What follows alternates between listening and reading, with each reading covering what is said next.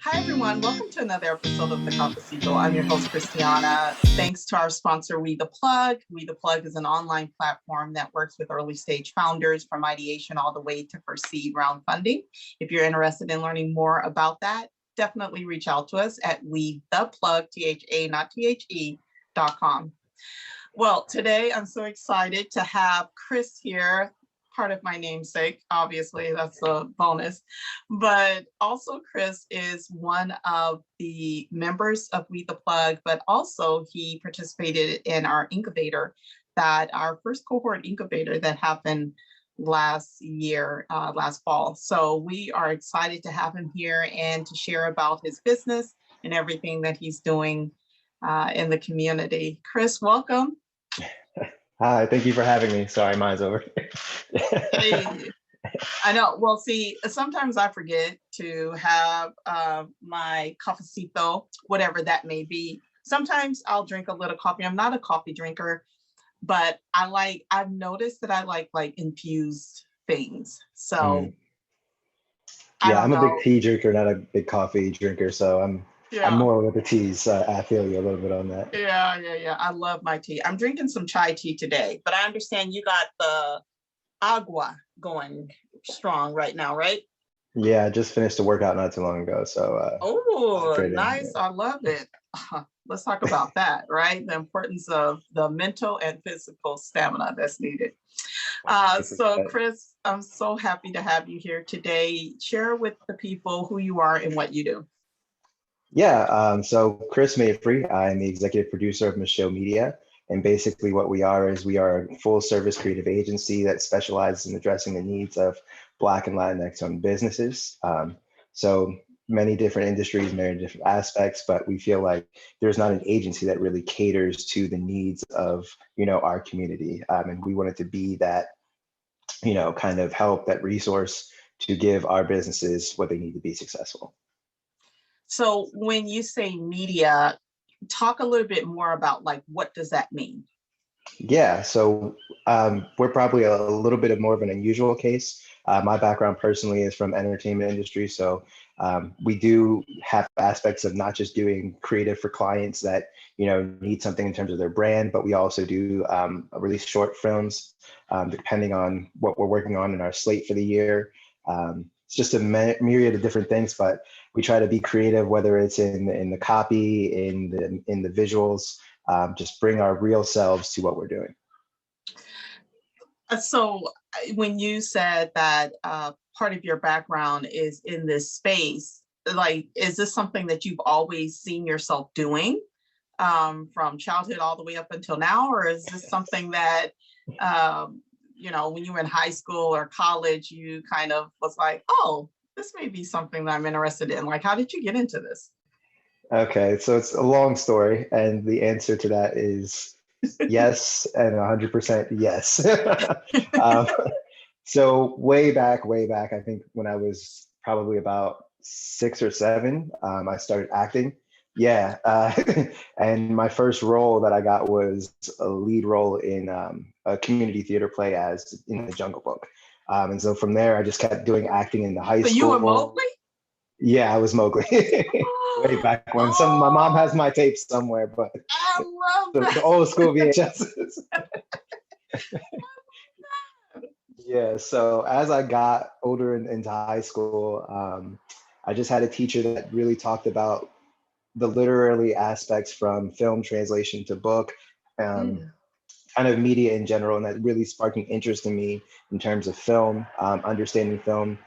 He actually wrote a book on all the different illusions in the movie Psycho by Alfred Hitchcock, and that kind of really inspired me to see the artistic aspect of that. So I don't want to take up too much time with this, but this is a long story. You're good. I mean, this is interesting because I think as people are listening, we always want to kind of attach ourselves to the story, right? We want to find ourselves in the story, and we've all been that kid. I was that little kid in front of the my mirror in my bathroom, pretending to act and stuff. But that didn't really go anywhere in my case. But in your case, it did. You had the community that nurtured that. So yeah, this is, yeah, share with us. Keep going. Sorry, I just wanted to be cognizant of the time. But yeah, so from there, after high school, I went straight into the military. I had the opportunity to just kind of learn during that time. So I read a lot of books about film, kind of educated myself, and then the opportunity presented itself where Italy was actually on a worker strike, and I met someone who was a producer at Rai Television in Milan, and so I got the opportunity to kind of like be his assistant under the table, and kind of, but I was on set and like, whatever he told me to do. He was the only one that really spoke English. So he would just be like, blah, blah, blah, go do this. And I'd be like, okay, cool. And I'd come back and I would just see how this set worked or whatever it was we were doing. And I did that for a little while until I moved to Japan, stationed in Japan for about 4 years. And that's where I really started doing my own thing as a videographer, as like kind of running a video production company. It was a lot of failure. It was a lot of like stop, start, trial and error. But I got better at it as I did it, which is, like with most things in life. But from there, it kind of branched out when I started networking in Tokyo. I started meeting people like that were more, I guess you could say famous, I guess you could say at the time. So these were like music artists like May J, Crystal K, who were like J-pop stars. I did Oh, some yeah. interviews for them. And yeah, just kind of networked with my business there, did some commercials for local businesses, whatever work I could get.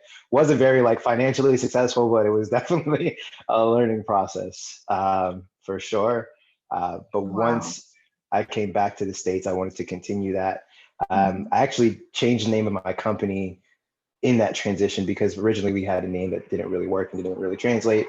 And then I changed to Micheaux Media actually after diving into another story. My mom had sent me a care package when I was in Afghanistan, Mhm. and on it was Oscar Micheaux. And it was a filmmaker, and I'd never really learned about Oscar Micheaux in school, but she like educated me on who he was, and she always knew I had a passion for film. So when I came back, I named my company after him, Micheaux Media, and so kind of translated that into what our ambition is. You know what I mean? That's exactly what the mission is behind it. He was one of the first Black filmmakers, Mm. all independent, built his own table, literally and figuratively. So just huge aspects of that were brought into it. So I actually started that officially after I got fired pretty much from another job where I was like an associate producer. And it's just amazing how, you know, you go from one level to another. And, if you are persistent, you get to where you really are trying to go. And, what eventually this led into was me going through a veterans program and getting set up with a mentor who happened to work at a company called Agbo. And basically what this production company did was they were doing a lot of different things, but their most notable is Avengers Endgame. So he was pretty high up in the company in that.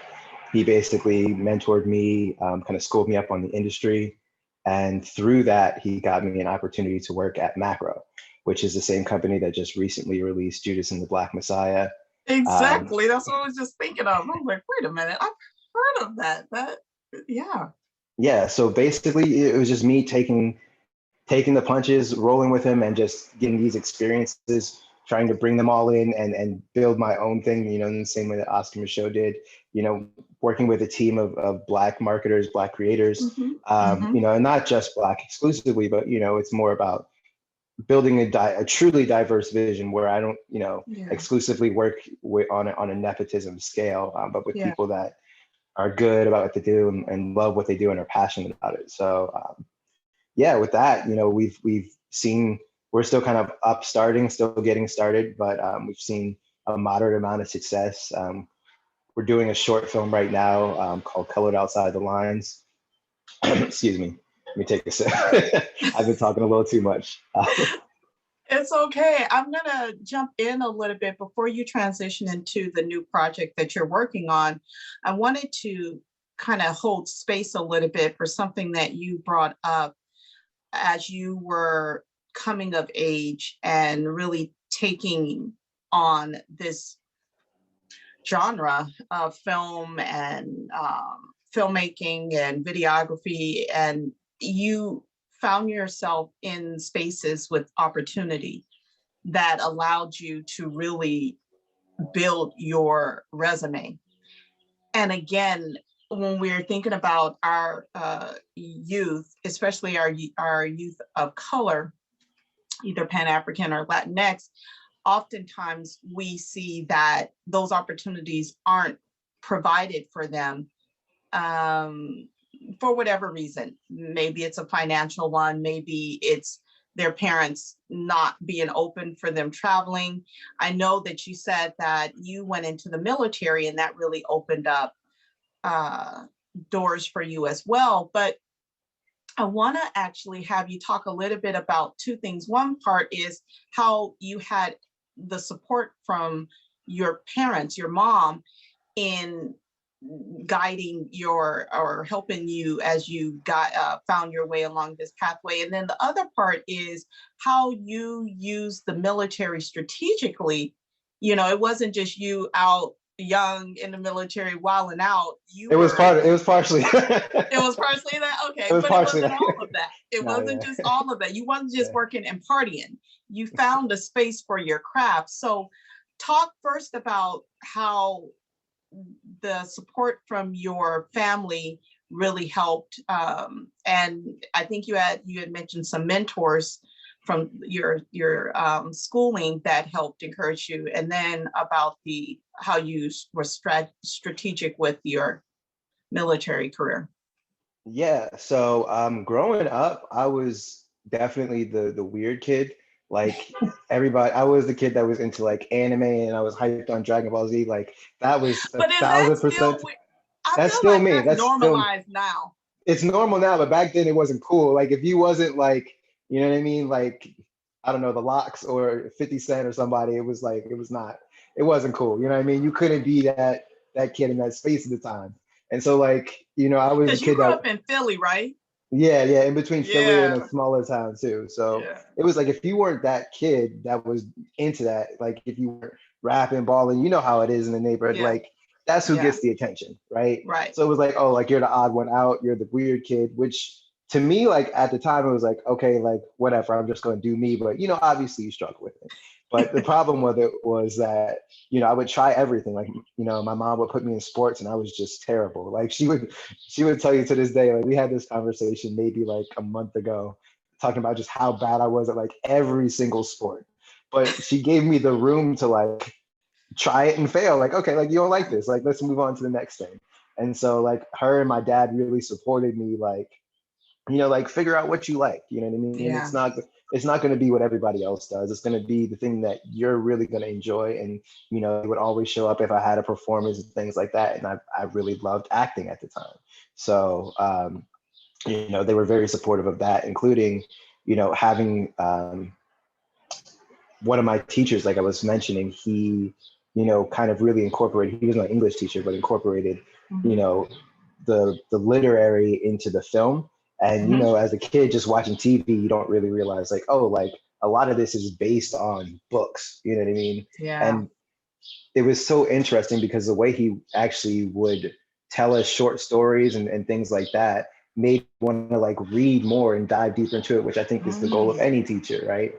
So that kind of just sparked that hunger there too.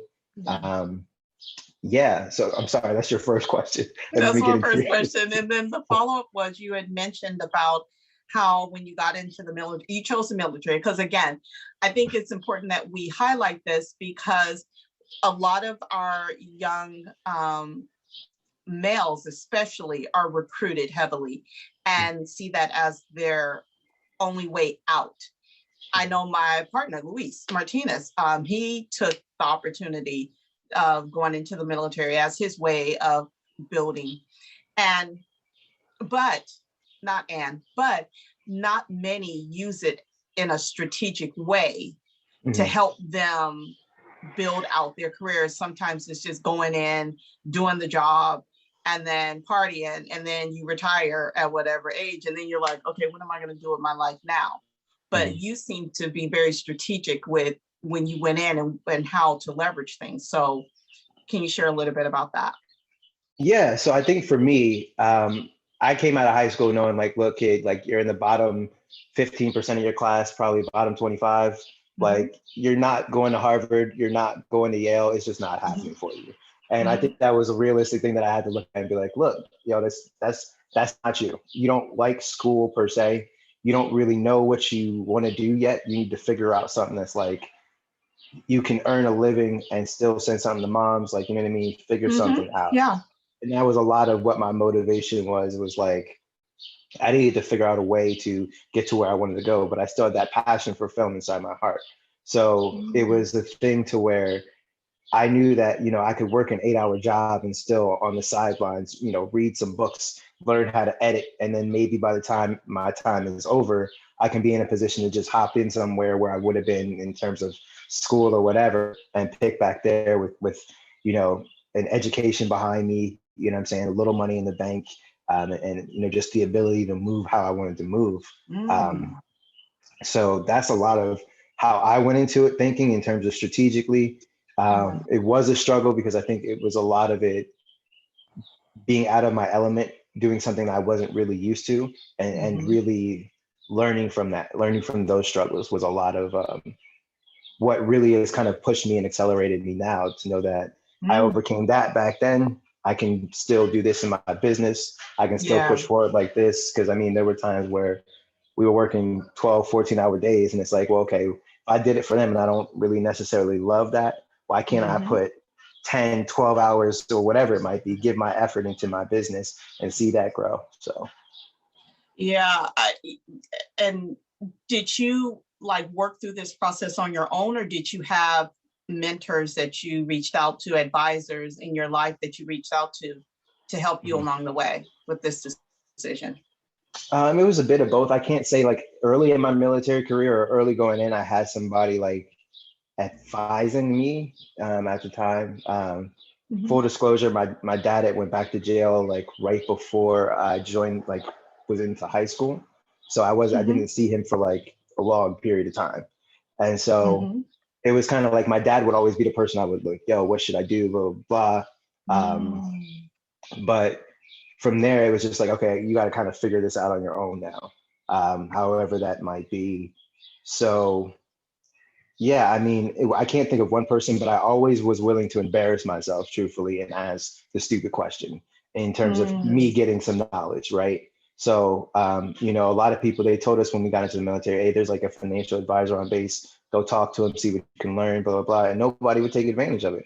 I went to that man's office the next day talking about, okay, so what do I need to know about money, how to manage it? How do I do this, and this? And, you know, that's kind of what accelerated me from there, because he would talk about, okay, well, this is what your, you know, how your money can earn this and that. And that was a lot of what, you know, kind of has set me up even after that. But you know, there were mentors later on in my military career, like especially when I got to Japan, was I say a Black gentleman because he's in Japan, you know, but not many, but he's an older Black gentleman that owned a art gallery out in Okinawa that, you know, I had an opportunity to do an event that, got to know him. He was really cool, kind of mentored me a little bit, gave me some game and introduced me to some people on the island when I was starting out. Doing my video thing. But yeah, that's a lot of who I could think of and my current mentors too. But a lot of it was just rooted in me being like, yo, you know, I'm going to ask the stupid question. I'm going to look foolish to get this information because it's that important to me. You know what I'm saying? My dream and my vision is that important to me that I'm okay looking foolish right now, but eventually maybe I'll learn something and get better. Dude, when I tell you that is invaluable, and I remember making that decision in my life that I would rather be the one to just kill you with questions than to not know and make unnecessary errors in life. Like I value that more, but I think as a girl and then a woman, we're able to get away with that because it's almost ingrained in us, taught to us. But for males, I think not so much. And you are celebrated for kind of, and when I say celebrate, like I can remember like stereotypes that were associated, like when we would go on a road trip in the Don't olden ask the days, directions. before there was, you know where I'm going with this, before there was cell phones, you know, there was called a map, okay? And but it was like known, okay, well, my dad is probably going to get lost before he finds his way. And it was like, well, you know, he doesn't like asking, stopping to ask. But my dad would always say, you know, I ask when I need to ask, but I'm not ashamed to ask. And then from there, he used it as a teachable moment to help, because he didn't want his girls, because he had all girls, but he didn't want us with that stereotype in our head that was true for all.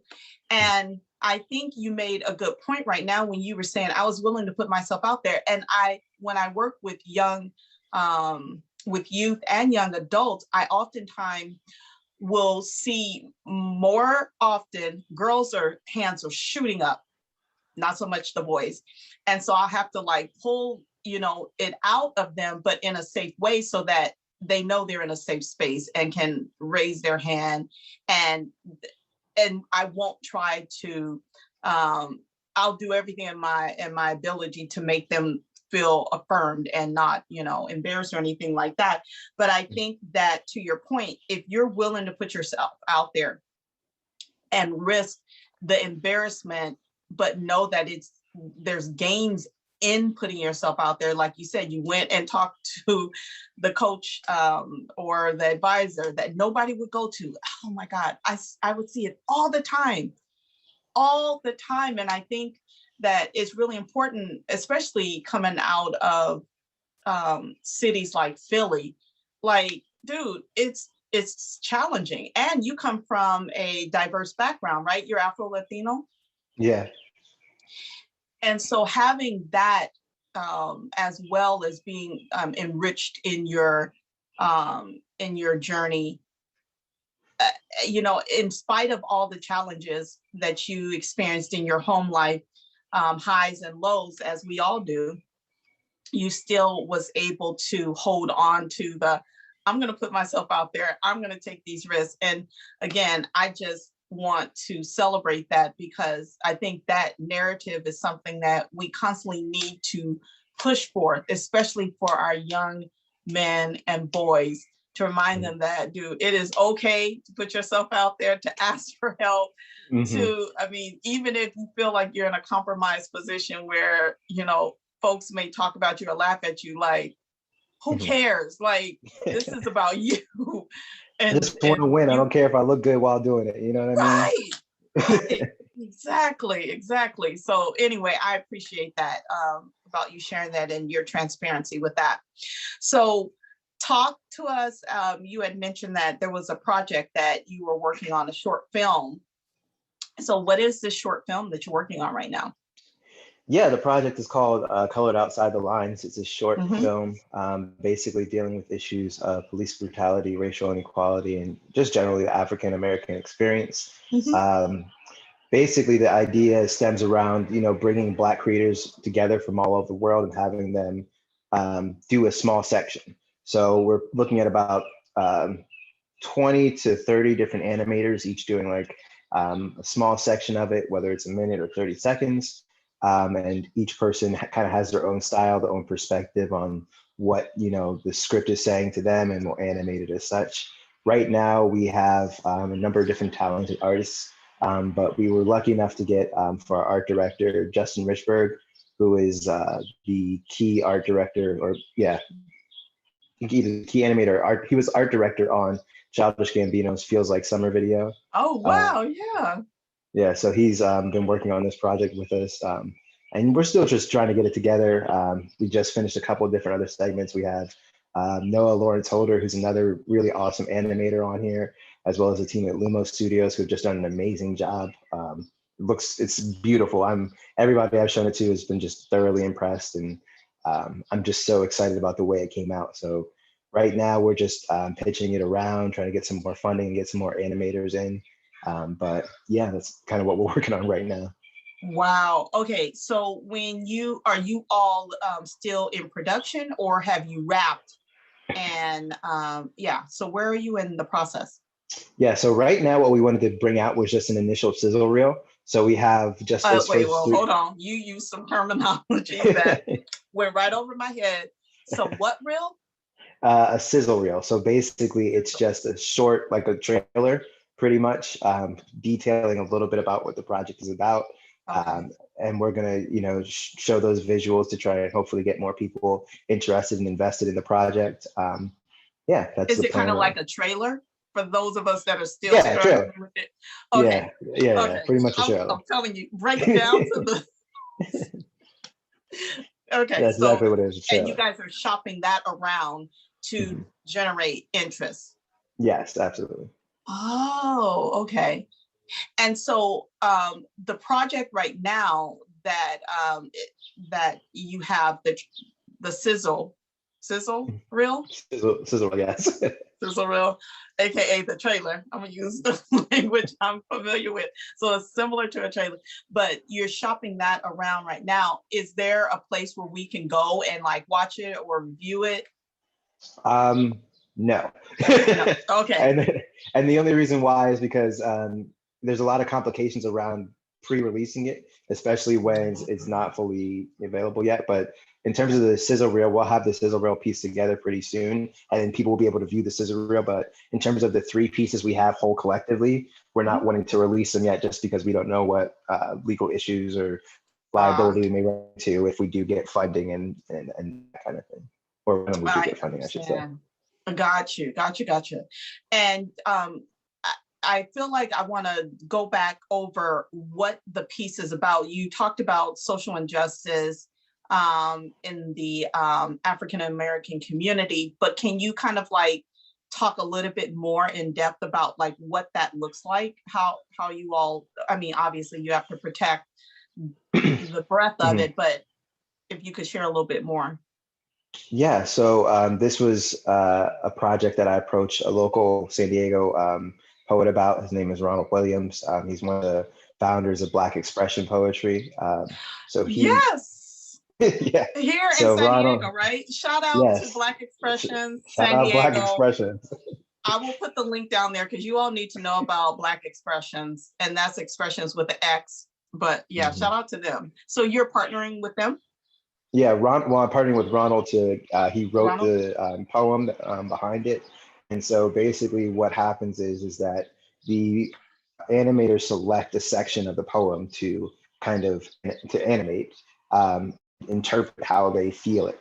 But the poem is basically the story of the poem is about this young black boy's walk home or walk through a white neighborhood when he's on his way home.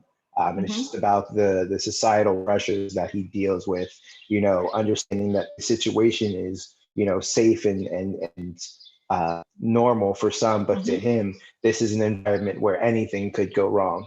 So through the animation, they articulate his mental trauma. You see that being played out in a number of different ways, and as well as what's going on around him situationally, what his thoughts are internally. Yeah, so many different aspects. Yo, as you're talking right now, I'm visualizing this. I used to work in the school system as a third party entity. I would come in and I would do programming. I would grant write for funding to do either in school or after school programming around addressing antisocial behavior, alcohol, and other drugs, the challenges that youth face with that, and a variety of other genres that impacted our youth.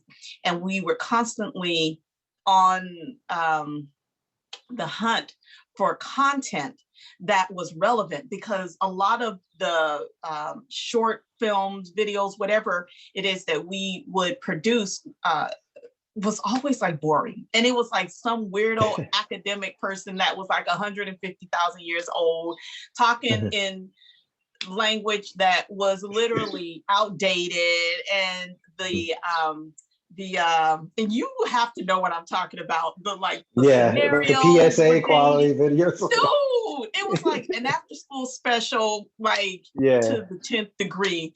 But we're working with youth that are literally, I mean, I'm talking about not something that was like 10 years ago. I'm talking about this is just in 2019, where we're working with fifth graders, and I'm like, I need to find, but I find myself on YouTube, finding content, but I'm still struggling, because here's the thing, and this is why you all, as I'm sharing this, educators, I hope that you're really tuning into this. This is why we need diversity in every part of the work that we're doing, especially the voices of our Black and Brown youth, males as well as females, because when we're looking at bringing in these scenarios, content into the school system, if they don't sound like me, look like me, I'm not going to really be connected. It's not going to impact me.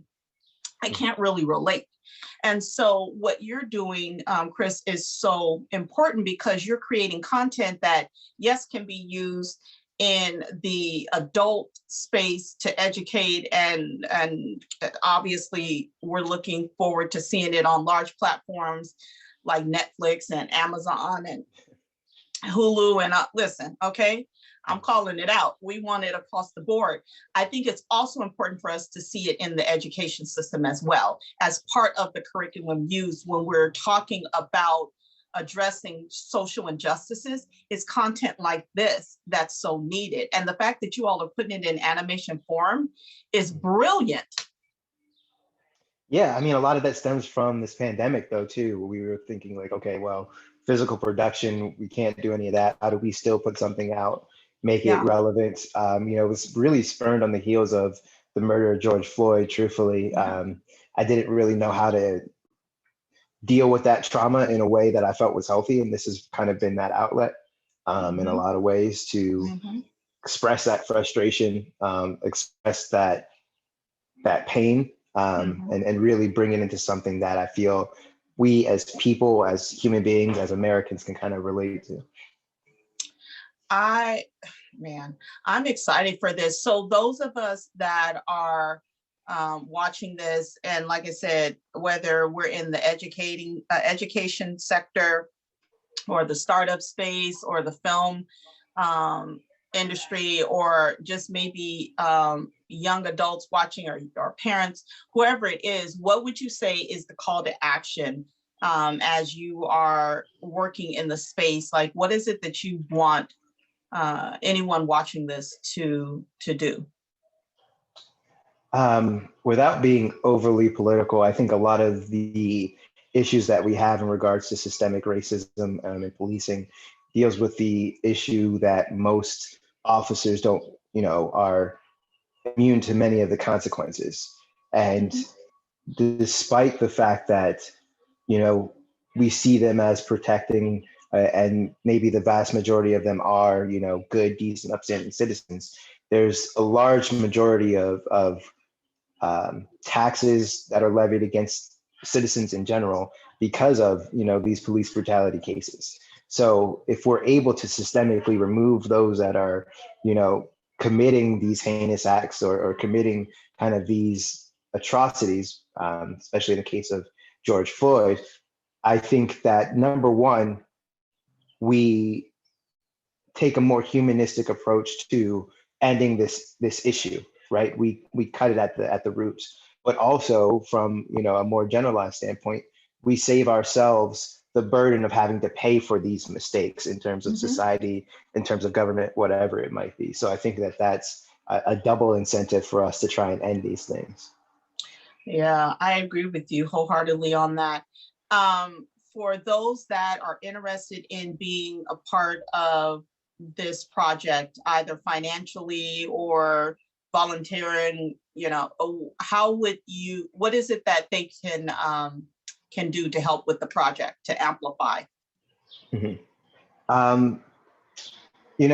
Just connect with me. I can probably leave my information somewhere or something like that. Connect with me, talk to me. We're just really looking for people that want to get behind this and be a part of this. Like I said, this is going to be a global project. So we're looking at animators in Japan, South Africa, the UK, France.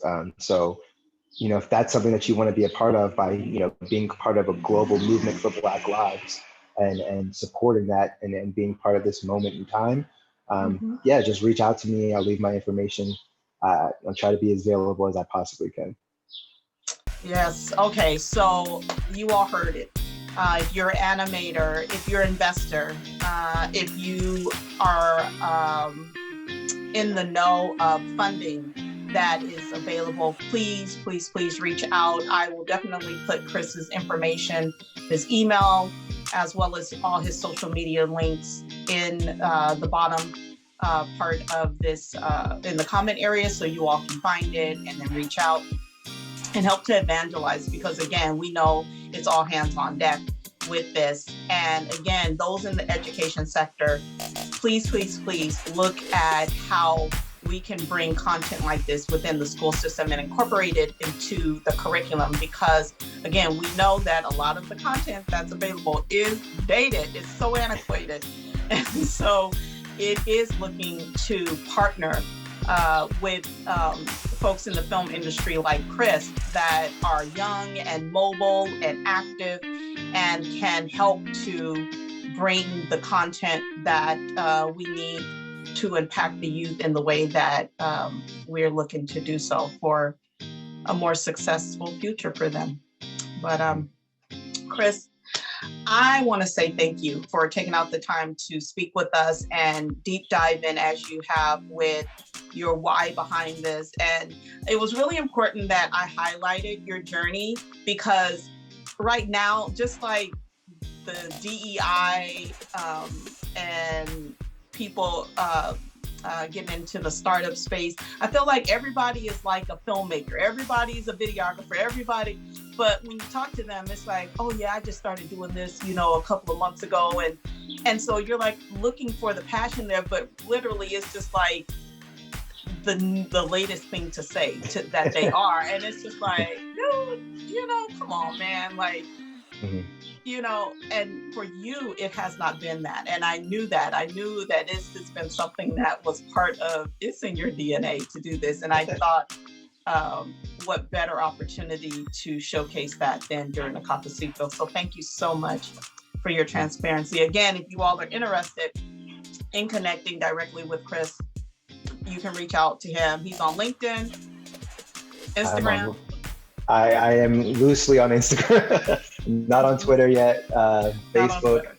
Yeah. Facebook, We the Plug membership page. You're on Facebook though? Okay. I am, yeah. Oh, okay. I didn't realize that. We the Plug membership page he's on. And like I said, I'll put his email contact information in there. And of course, his website as well. So Chris, it has been an honor. I am excited to learn more about the project and definitely be a support to the work that you're doing. If you want to learn more about We the Plug, definitely check us out at WeThePlug, THA, not THE.com, and stay connected to us that way. Thank you so much for tuning in. Have a great rest of your day. Bye-bye. Thank you.